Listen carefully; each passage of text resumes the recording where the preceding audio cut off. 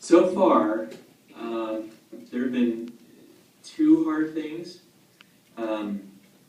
The first one was trying to get all of the words laid out on the page so they fit and looked good.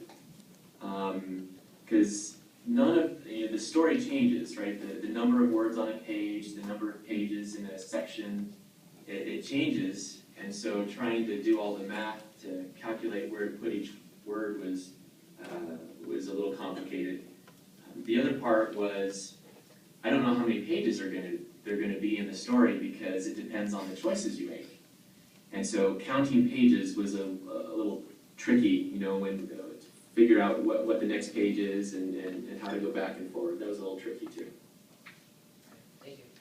So Dan, you used a Good lot. question. You used a lot of math to get this done.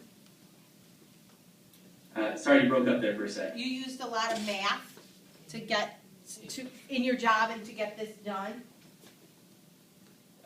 Yeah, I mean, it wasn't super complicated math, but it was a lot of logic and basic mathematics and trying to, a lot of addition and subtraction and that sort of stuff, and calculations and working backwards from what you know. And okay, anybody else? Yeah. Kate? Yeah? Okay, good girl. You're gonna go. Pick one of yours. How long did it take to get where you are today?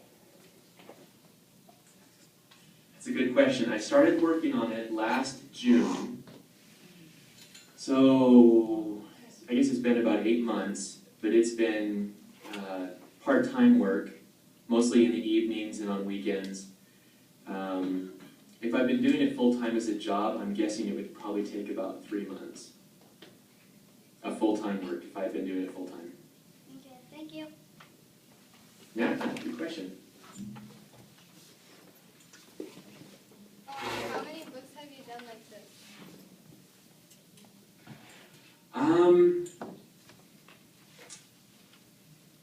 With the choices, just one book so far.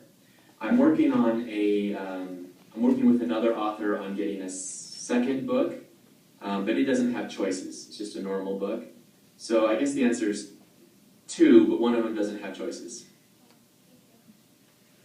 Dan, you want to talk about for them some of your work that you did at Imagine and what you're doing right now currently for Ancestry, right? You're still working for Ancestry? Yeah, absolutely. So I work at Ancestry.com right now. I'm working on their iPad and iPhone apps. They do genealogy, family history, the census records, Kentucky military records, boat transit records, and they find all of those and they put them on the computer and make them available to people.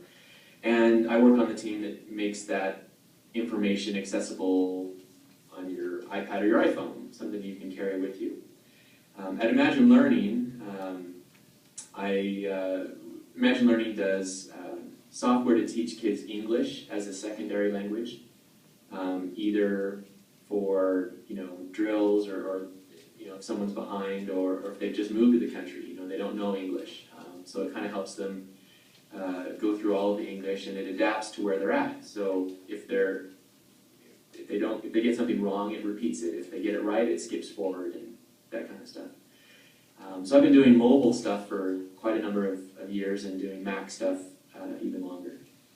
And It's been fun. what the best platform for designing apps that you feel like is Mac, or it's just the most popular, or that's kind of a loaded question. Yeah, loaded question. I've been using a Mac for 10 years and have loved it. I really liked the iPhone and the iPad. I feel like they're, especially in the US, they're probably the most common platform for people who buy apps and do stuff with them. So yeah, right now, I mean, we have a hard time finding people who are available to move. They all really like their jobs, and if we're hiring 2 people right now and finding some good people, but it's a very common thing, and lots of companies are investing in that area, and so there's kind of a shortage right now.